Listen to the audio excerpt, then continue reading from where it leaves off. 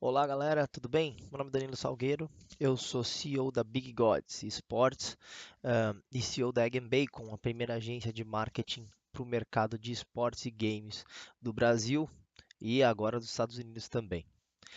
Eu vou fazer uma apresentação aqui para vocês para falar um pouquinho do mercado de esportes no mundo. Vamos falar um pouquinho dos números do Brasil, os números aqui dos Estados Unidos.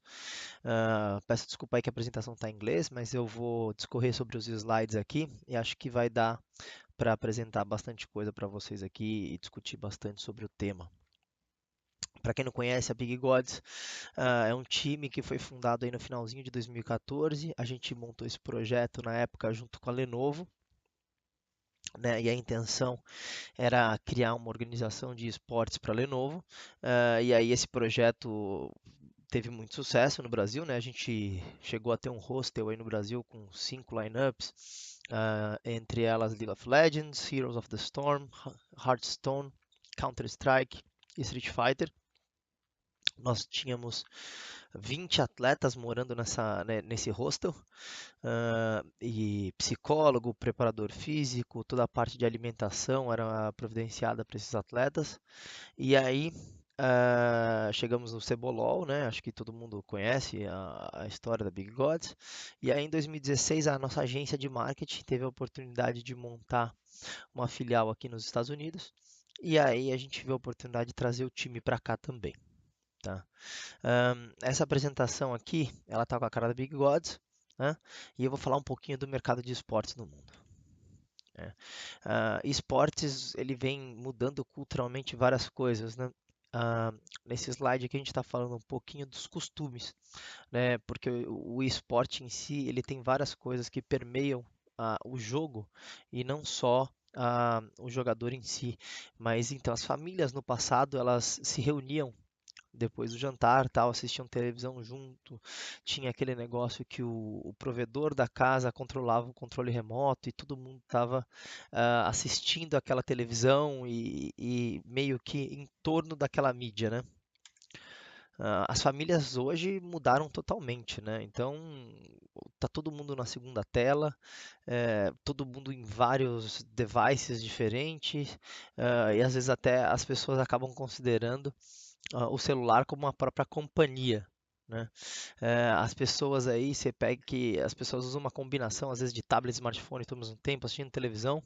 Obviamente que a atenção não é a mesma como antigamente, né? Aquela atenção total no programa, os comerciais eram assistidos, né? Então, a gente vê que os costumes das famílias hoje mudaram totalmente. A gente nem entrou ainda para falar do esporte, mas então, e isso muda tudo, né? Quando você muda toda a parte social da coisa, acaba mudando muita coisa, né? Porque não é só o local, né? A gente estava falando da sala, mas quando a gente muda ações, muda costumes, a gente muda o ambiente. A interação das pessoas é uma coisa que é uma das principais coisas, né? Esse slide ele está falando com o beisebol, porque aqui nos Estados Unidos o beisebol é um esporte bem tradicional, né? A gente poderia colocar o futebol no Brasil, mas os pais e filhos aqui têm esse costume de jogar catch, que é jogar bola para o filho pegar, né? E antigamente jogava no quintal de casa. E aí tinha essa brincadeira com o filho. E aí a gente colocou essa ilustração aqui mostrando o pai e o filho jogando catch, só que na verdade com vários devices diferentes aqui, né? Interagindo entre eles. E aí a gente, falando em beisebol, né? Acho que tem todo um porquê que a gente colocou em beisebol, né? Vamos entrar nos detalhes do beisebol, né? Hoje o maior ídolo do beisebol aqui nos Estados Unidos, o Alex Rodrigues, joga pelo New York Yankees, bem famoso.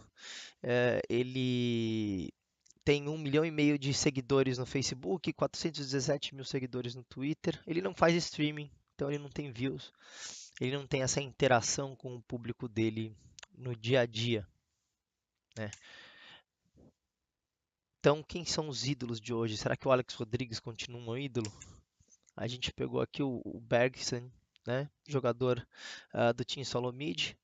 Ele tem bem menos seguidores no Facebook, Só que o Facebook hoje já aqui, pelo menos aqui nos Estados Unidos, ele é considerado eh, uma rede social de mais velhos, né? Assim, a geração Y, assim, não prefere tanto o Facebook, acaba preferindo o Twitter e outras redes sociais, mas o Twitter ele vem sendo bem usado, né? O Twitter ele tem uma taxa de atualização muito rápida, né? Então as pessoas postam muita coisa. Para vocês terem uma ideia, 90% da interação do Twitter, do engajamento de um post acontece na primeira hora que ele é postado, né? Então esses millennials eles são uma geração muito mais superficial então um post de Facebook, por exemplo, ele chega a ter engajamento de 5 dias, né? Então você vê que o Bergson ele está bem ativo no Twitter. E aí a gente já entra na Twitch TV. Ele tem quase 1.300.000 subscribers na Twitch TV e muitas horas assistidas, né? Isso que quando a gente montou essa apresentação, o Faker nem tinha lançado as suas streams na Twitch, né? Porque pelo que a gente viu, quando o Faker fez a primeira stream dele na Twitch, chegou a 237 mil pessoas concorrentes assistindo ele, né? Que foi uma coisa incrível. Que a gente comparando os dois, né? Um do esporte tradicional, outro do esporte. Acho que a grande atratividade da Twitch é ter esse negócio de você interagir, né? Imagina se no passado, quando o Michael Jordan estava jogando pelo Chicago Bulls, se quando ele estivesse treinando você tivesse a possibilidade de mandar uma mensagem para ele durante o treino e ele responder, né? Acho que isso, o negócio do streaming é a grande atratividade, é essa interação, né? A legitimidade. É muito difícil de você criar alguma coisa fake ou ter script no ao vivo.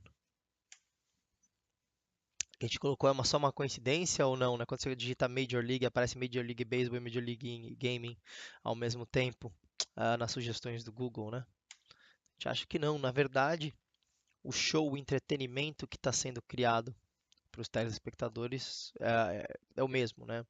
Eles estão se entretendo. Existe um dado que fala, um dado da própria Twitch, que 44% das pessoas que estão assistindo a um evento de esportes, eles não jogam aquele jogo, né? Então, realmente, o esporte, ele é um entretenimento, né? Tem uma tirinha muito interessante que eu vi outro dia, que me mandaram, que aparece um rapaz chega em casa e aí o amigo dele está no computador e tem um jogo aparecendo nesse computador e aí ele fala assim, nossa, o que você está jogando? Ele fala, não, não estou jogando, estou assistindo. E ele fala assim, nossa, mas você está assistindo alguém jogar? Que coisa, jogar videogame? Coisa de louco. E aí ele senta na televisão e ele começa a assistir um jogo. E no final é a mesma coisa, né? Então, eu acho que hoje o show ele tá do mesmo nível do esporte tradicional. Isso aqui é uma frase que saiu na revista da ESPN aqui nos Estados Unidos, que gaming é tudo que o esporte tradicional gostaria de ser, está desesperado para ser, né? Jovem, global, digital e totalmente diverso. Né? A diversidade é uma coisa muito importante nos games. A gente ainda não tem times mistos, mas não há nada que impede. Eu acho que isso com o futuro, times muito competitivos mistos vão existir. Eu acho que isso vai criar uma possibilidade muito grande, porque para o esporte, a gente tem certeza que mulheres vão desempenhar melhor certas tarefas em alguns times, porque você não precisa de uma diferença física. Né? A diferença física aqui no esporte tradicional você tem que separar homens e mulheres porque existe cientificamente provado uma diferença física. No esporte não existe essa diferença física, então eu acho que a diversidade ainda vai crescer bastante no esporte e a partir do momento que isso começar a acontecer, isso vai ser um segundo passo muito importante. Apesar dele já ser bem diverso hoje. Aqui a gente está falando, né? Por que o esporte tradicional e grandes marcas, ah, querem ou precisam estar no esporte, né? A gente vem falando dos millennials. Os millennials hoje são os grandes grupos que as marcas querem atrair. Né? Os millennials foram quem começaram a consumir comida orgânica e aí teve esse boom de comida orgânica. Os millennials são os próximos, são os líderes do amanhã, eles que vão que tem o grande potencial. Então, fazer a cabeça dos millennials hoje é você criar como se fosse um consumidor para o resto da vida dele. Né? Então, assim, e eles têm o poder de compra, só que eles são muito difíceis de ser atraídos, né? E se engajar por alguma coisa, né? Precisa ser legítimo, precisa ser divertido, precisa estar em linha com todas as coisas que eles procuram. E esportes e games, com certeza, é uma mídia e uma forma de engajar esses millennials. Então, para as marcas ter alguma coisa que alcance, né? A gente até colocou aqui, alcançando os inalcançáveis, né? 22% dos millennials assistem esportes frequentemente. Né? Então, um outro ponto é o tamanho da audiência, né? A gente está lá hoje com mais de 200 milhões de pessoas entre entusiastas e ou pessoas que assistem ocasionalmente esportes, né? Novamente o dado lá de 40% acabam não jogando o jogo que eles estão assistindo. E saiu a pesquisa da Newzoo, a nova, né? Falando que vai chegar em 2020 com 350 milhões de pessoas pelo mundo que assistem esportes. É um número totalmente expressivo. Normalmente você consegue segmentar muito bem dentro desses 200, 300 milhões de pessoas o público que você quer assistir, ou pelos games que você está anunciando, ou pelo horário, ou pelo tipo de campeonato. Existem várias formas de fazer tracking, que é uma coisa muito interessante. Além disso, a indústria de esportes é uma indústria que tem muito potencial de crescimento, é uma indústria que atualmente está em torno de 600 milhões de dólares por ano, sem levar em consideração a parte de apostas e, logicamente, a parte de microtransações que acontecem nos jogos, porque as desenvolvedoras dos jogos não divulgam esses números, eles não querem abrir essa estratégia para a concorrência deles. A gente estima que esse número com as microtransações deve crescer mais 2 ou 3 vezes. E aí, com a parte de apostas, né, normalmente a gente acaba não considerando apostas no valor da indústria, e aí fica muito maior, né? Porque, para vocês terem uma ideia, o mercado de esporte tradicional pelo mundo hoje movimenta em torno de 100 bilhões de dólares. E o mercado de aposta em esportes tradicionais movimenta 400 bilhões de dólares. A gente sabe que 2016 movimentou, o Counter-Strike movimentou 5 bilhões de dólares em apostas. Existe um grande problema que não é regulado, tem criança que aposta, tem muita coisa que precisa ser revista.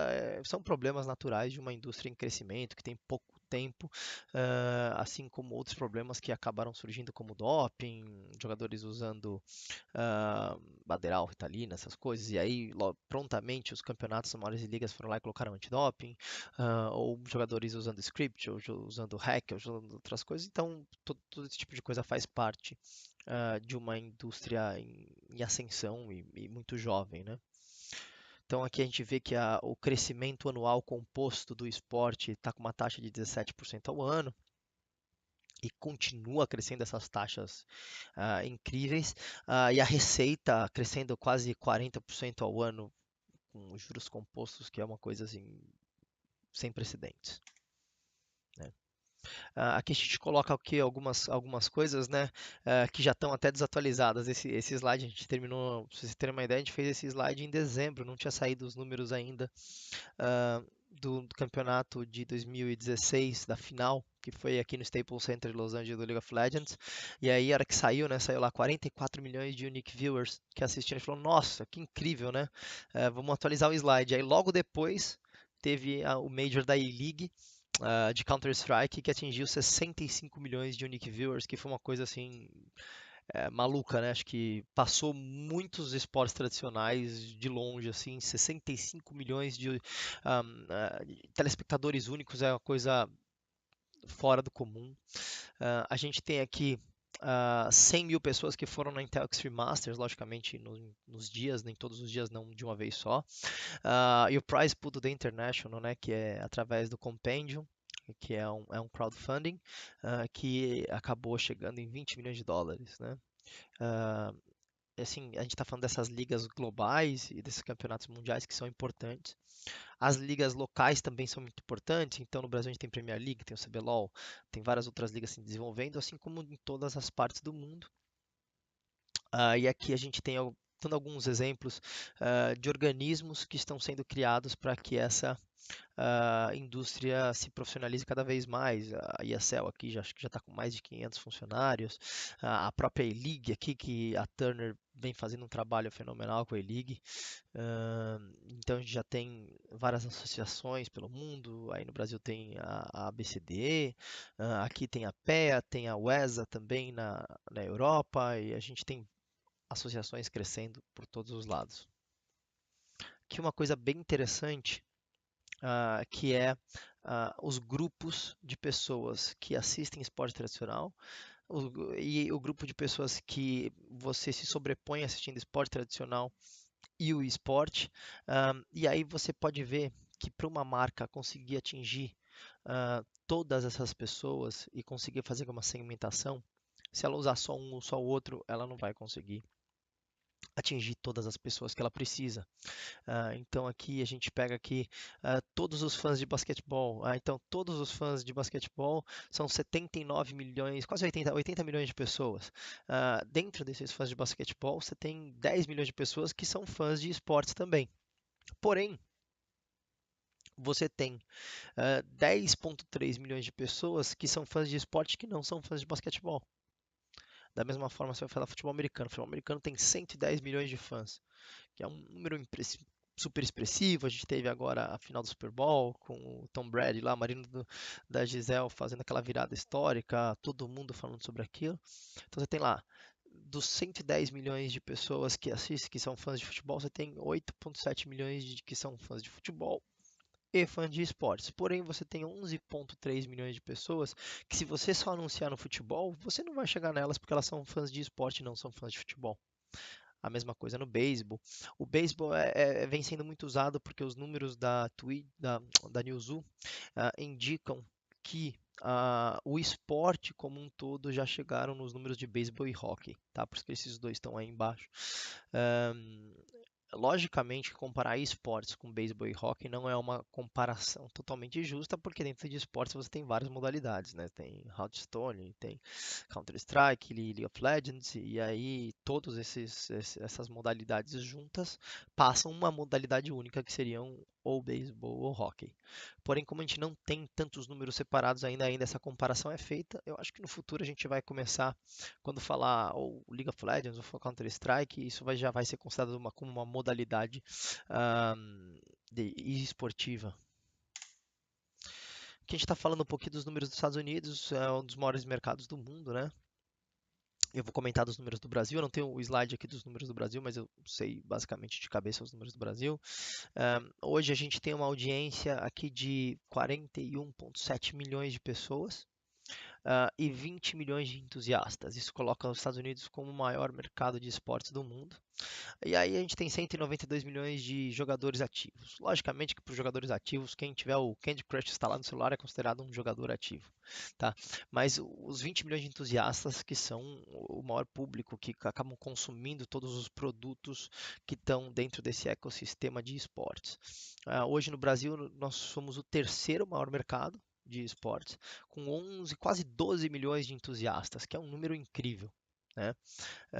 No Brasil nós temos em torno, as pesquisas divergem muito, mas em torno de 60 milhões de jogadores ativos e 22 milhões de pessoas na audiência. Aí a gente vai falar assim, pô, então esse mercado está crescendo muito, quem está investindo nesse mercado hoje, né? Então a gente vai colocar aqui, isso que a gente montou esse slide em dezembro de 2016, e tá lá, Paris Saint-Germain, 76ers, né, que comprou o Dignitas, Ajax, times da Rússia, né? Então você vê lá fundos da Rússia, teve aquele milionário que comprou o Virtus Pro, fez uma injeção de 100 milhões de dólares. Agora parece que está comprando outro time. Então, assim, a gente vê que existe um movimento que é bem interessante, que é o seguinte: o esporte tradicional indo para o virtual e o esporte eletrônico indo para o local, indo para a parte real. Então, eu acho que no futuro a gente vai ver os times de esporte possuindo arenas, provavelmente vai ter o time da cidade, então pode ser que você tenha no Brasil, aí agora até saiu essa notícia do São Paulo recentemente, então pô, vai ter o jogo do São Paulo contra o jogo do Vasco. Eu estou falando de clubes de futebol, não precisa ser exatamente isso, podem ser os próprios clubes tradicionais, pode ser a Pen Gaming, ó, vai jogar contra o time e eles vão realmente viajar para jogar na arena de um ou de outro. Por mais que o esporte seja totalmente virtual, o esporte pode ser que exista, não estou também querendo adivinhar o futuro, mas pode ser que exista esse movimento. E você vê vários esportes tradicionais indo pela linha de fazer streaming. Vai ter até um jogo agora, parece que foi anunciado, que o Atletiba, o próximo Atletiba aí, Atlético e Curitiba, vai ser feito pelo YouTube Game, vai ser um stream no YouTube, não vai passar na televisão tradicional. E aí você vê o esporte passando na televisão tradicional. Então acho que tem essa busca do ponto forte de cada um. Ah, Logo depois disso, além desses clubes que estão aqui, né, a gente teve agora essa notícia que parece que o São Paulo está negociando com um clube aí no Brasil. A gente tem vi aqui nos Estados Unidos o Miami Heat investindo em clube também. Então é uma a gente pode ver que os clubes de esporte estão crescendo, investindo muito nisso. Além disso, os clubes de futebol estão montando ligas de jogos de futebol, como FIFA. Aí no Brasil parece que vai ter uma liga do Pro Evolution Soccer. Então é um movimento bem interessante de ser observado. Aqui tem uma outra estratégia que são os times corporativos. Então, aqui a gente pode ver que, logicamente, na Coreia do Sul tem muita investimento e as empresas, como lá o esporte é uma vertente muito interessante, Coreia do Sul e China, as empresas, as grandes empresas acabam tendo os próprios times, então tem lá tá a South Korean Telecom, que é dona do SKT, que é o melhor time de League of Legends do mundo, o Samsung Galaxy, que é o segundo melhor, aí você tem a Green Wings, que é o Jin Air lá, que é um time que só perde na Coreia do Sul, todo mundo fala que o time é horrível, né? A Cade Stars no Brasil, né? Um time que tem a Vivo lá como um grande patrocinador, a Alientech, então tem vários times que acabam tendo todo esse suporte. Empresas decidiram ter um name, a própria Big Gods, quando lançou, era o time corporativo da Lenovo. Aqui grandes investidores, né? A gente teve o anúncio do Ronaldo no Brasil, agora teve notícia do Neymar e parece que a notícia era falsa, tal, mas independente disso, você vê aí várias personalidades, vários investidores. Então, Steve Aoki aí, músico, DJ, que tocou no Tomorrowland, grande DJ muito bom, ah, comprou um time em Las Vegas, né, que é o Team Rogue. Magic Johnson também investiu no Team Liquid. O Peter Gruber, que é dono do Golden State Warrior, que é um dos times mais ricos aqui dos Estados Unidos. Teve pessoal do Washington Wizards. O Mark Cuban, ele investiu na Unicorn, que é uma plataforma de aposta em esportes. E ele disse que por enquanto ele não vai investir em time, porque ele ainda acha que a vida útil dos jogadores está muito baixa, né? Estão se aposentando muito jovens, tal, que o investimento ainda está meio inflacionado a parte de salários, pelo que ainda, pela análise dele, logicamente. Mas é uma pessoa, né? Ele é um daqueles investidores do Shark Tank. Né? Agora o programa foi comprado aí no Brasil, né? O pessoal tá fazendo o programa aí, mas é um programa muito interessante, eu recomendo para quem tiver interesse de assistir o Shark Tank. E ele é um dos maiores investidores em série aqui dos Estados Unidos. O Jonas Jerebko, que ele investiu no Renegades, né? Depois que teve aquele banimento do Renegades, tal, ele investiu no Renegades e agora está investindo em outras plataformas de esporte. O Rick Fox, que acho que é um dos mais interessantes, né? Começou a investir nisso porque o filho dele joga League of Legends. Um dos maiores produtores, foi Hall of Fame da NBA, jogou com Shaquille O'Neal no Los Angeles Lakers, produziu vários filmes e dos que está fazendo investimento é um dos que eu mais gosto, porque ele está à frente do time, né? Contratou um CEO e tal, mas o Jason, mas mesmo assim ele está à frente e vem fazendo um trabalho fenomenal no Echo Fox. Hoje tem lineup de até cara coroa online, nunca, acho que deve ter umas 10 lineups do time. Muito interessante, um trabalho muito bem feito.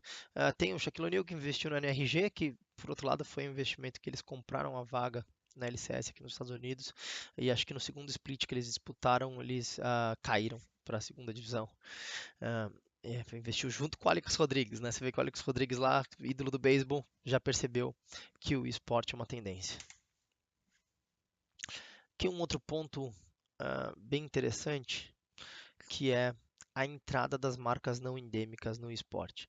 Então aqui ah, isso é algo, é uma das principais coisas que a gente precisa ver quando alguma coisa está realmente madura, né? Porque enquanto só as marcas de periférico, ou somente as marcas que fazem parte daquele meio estão investindo no cenário, isso não quer dizer que aquele cenário está totalmente pronto, porque é naturalmente que uma marca que depende daquilo vai investir no cenário. Logicamente, se eu for a Logitech Gaming, eu vou patrocinar um time, logicamente eu vou querer fazer um campeonato, eu vou querer promover meus produtos, porque quem está jogando ali, quem está assistindo, é certeza que é o meu público. Agora, a partir do momento que McDonald's, Arby's, o Arby's está fazendo uma parceria muito grande com a E-League, a Geico é uma das maiores companhias de seguros do mundo, pertence ao Warren Buffett, que é o homem mais rico do mundo, já foi, ou é, ele, pela Forbes várias vezes. Está investindo, patrocina time, campeonato, então, assim, marcas que são totalmente Gillette, Domino's, Buffalo Wild Wings é uma cadeia de restaurante aqui dos Estados Unidos, como se fosse um Outback aí do Brasil. O pessoal gosta de assistir jogo lá, então ele é uma rede de restaurantes que tem televisões grandes. Em dia de jogo de futebol americano, tal, o pessoal vai lá assistir, tomar cerveja e comer snacks. No Brasil a gente tem o Stomp Bar, né, que é uma, logicamente só é uma unidade, né? Buffalo Wild Wings deve ter sei lá quantas unidades aqui nos Estados Unidos. E eles se tornaram parceiros da E-League. Né? A Turner, quando começou a investir nesse meio, com o poderio que ela tem de venda de anúncios, já com todos os programas que ela tem, acabou trazendo grandes patrocinadores, além de outras marcas, a própria ESL acabou trazendo a Gillette agora, ah, a California Pizza Kitchen também, que é uma cadeia de restaurantes aqui, também faz a transmissão dos jogos de Counter-Strike, acho que às quartas-feiras no restaurante. Então aqui no dia a dia a gente começa a ver coisas bem interessantes, né? Porque você vai no restaurante às vezes de quarta-feira aqui, e aí você vê passando Counter-Strike em todas as televisões do restaurante por um contrato nacional que eles fizeram. Então, a própria Amazon, muita gente entrando no esporte, entendendo que não dá mais para ficar de fora. E marcas que não são relacionadas naturalmente com o esporte. A Turner, que eu estava falando da Turner, teve uma palestra aqui do CEO. A Turner no Brasil ela é dona da Esporte Interativo, TNT, TBS, esqueci todos os canais da Turner, mas eles produzem a E-League aqui nos Estados Unidos, que é um campeonato muito interessante de Counter-Strike. Teve o Major agora em janeiro, que bateu o recorde de audiência. E para eles, segundo o próprio CEO, ele nem entendia sobre games, mas ficou espantado com o retorno que vem dando, porque a produção para eles, por mais que o valor que eles deem pareça alto para a gente quando a gente for analisar, não sei quantos mil dólares, tal, centenas de milhares de dólares, se a gente for parar para pensar hoje, para cada ator do Big Bang Theory ganha 1.200.000 dólares por episódio, né, dos atores principais, e a série vai terminar porque o custo está estratosférico, né? Então, quando a gente vai pensar para produzir um campeonato de Counter-Strike, e a audiência que ele dá e o retorno é muito grande. Para uma marca como a Turner, que consegue trazer tantos patrocinadores e fazer tantos contratos relacionados a isso. Né? Então, a gente entende que o mundo do esportes ele só tem a crescer e vai ter um potencial muito grande. E aqui eu vou falar um pouco agora, vou entrar um pouquinho mais no detalhe de como trabalhar com esportes. Tá? A gente fala que o esporte ele é como se fosse um chaco, né? O chaco é uma arma muito poderosa, só que ela é muito difícil de ser trabalhada, né? Porque você pode se machucar com o chaco, né? Ele é muito difícil de se manusear. E a mesma coisa pode acontecer com o Chaco. Então, o que a gente fala com as marcas? O que a gente fala? Esse slide da Bacon, né, dessa nossa agência de marketing. O que a gente fala normalmente em relação a como trabalhar melhor o esporte, como entender um pouco. Tem alguns pilares ah, que, que ao longo do tempo o esporte acabou absorvendo da indústria de tecnologia e são pontos muito importantes para serem ressaltados. O primeiro deles aqui, que a gente fala, a lei de Bushnell. O Roland Bushnell, em 1970, foi o fundador da Atari, um dos caras mais reconhecidos na indústria de games. E ele fala que um game ele precisa ser easy to learn, hard to master. Né? Então, um game, ou qualquer coisa relacionada para a indústria de games, para esportes, ainda mais com millennials, que são jovens que acabam enjoando de alguma coisa muito rápida, ele vai pegar um jogo, esse jogo ele tem que aprender rápido. Se for muito difícil no começo, você acaba se desinteressando, nossa, é muito difícil e tal. Em compensação, ele tem que sempre ter a possibilidade de aprender mais e chegar mais longe, né? Então, uma curva infinita, né? No começo, você se esforça pouco e aprende muito, e quanto melhor você é, mais se esforça para aprender um pouquinho mais para ter uma diferença um pouquinho que vai para melhorar 1%, você precisa se esforçar muito, né? Então essa lei de Bushnell que a gente acaba chamando, ela precisa ser constante ah, no esporte ou nos games para que ele tenha um sucesso. Uma outra parte é que a gente fala que vai trabalhar com games, vai trabalhar com esporte. A indústria de games acabou adotando adotando da indústria mãe, que é a indústria de tecnologia, a metodologia chamada metodologia ágil, né? A metodologia ágil é uma metodologia que hoje na indústria de games as pessoas não fazem tanta pesquisa de assim, vamos fazer um centro de pesquisa para analisar se isso vai dar um planejamento de um ano para lançar tal coisa. Ele vai testando, vai incrementando o jogo. Vou testar alguma coisinha, deu certo, ele continua, não deu, ele para de fazer aquilo. Ou uma marca vai lançar um produto relacionado com games, um energético, e vai ter um sabor específico para quem joga, ou alguma latinha específica para quem joga. Ele não vai pegar e chamar um grupo de pessoas para uma sala e fazer um teste, ele vai lançar aquilo e ver o resultado, entender como foi. Então é melhor lançar do que ficar esperando muito tempo, que se esperar muito tempo você perdeu o bonde, né?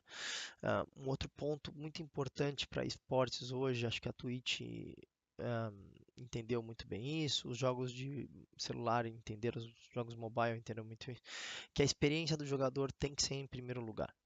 Então, você vai colocar um anúncio em algum lugar, você não vai interromper a experiência do jogador no meio do jogo, no momento que ele esteja super concentrado para fazer aquilo. Você vai colocar o anúncio no momento que não atrapalhe. Ou quando um streamer está streamando, ele precisa colocar um anúncio, porque ele também precisa rentabilizar a stream dele. Ele não vai ficar colocando anúncio a todo segundo, porque a audiência dele vai ficar muito chateada com ele, e ele vai acabar perdendo audiência. Né? Então, essa experiência do jogador, ela é muito importante, né? E a gente vê isso, por exemplo, você pega na própria Riot Games no Brasil, quando foi fazer a final do CBLOL lá no Allianz Parque, cabia muito mais gente do que tinha lá. E com certeza, se eles colocassem um ingresso mais caro, e com mais gente venderiam todos os ingressos. Mas quem estava lá assistindo não ia ter aquela experiência como teve, né? Tem que ser uma grande experiência. Então, a experiência do jogador, não só na parte de assistir, não só na parte de atrapalhar. Então, o desafio que o jogador tem quando ele vai jogar com alguém. Então, sistemas de matchmaking.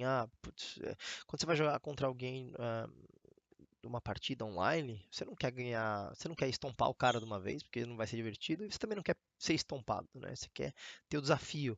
Então, cada vez mais os sistemas de elo, os sistemas de matchmaking super desenvolvidos, toda a parte de ranqueada, tutoriais, tudo isso está pensando na experiência do jogador em primeiro lugar.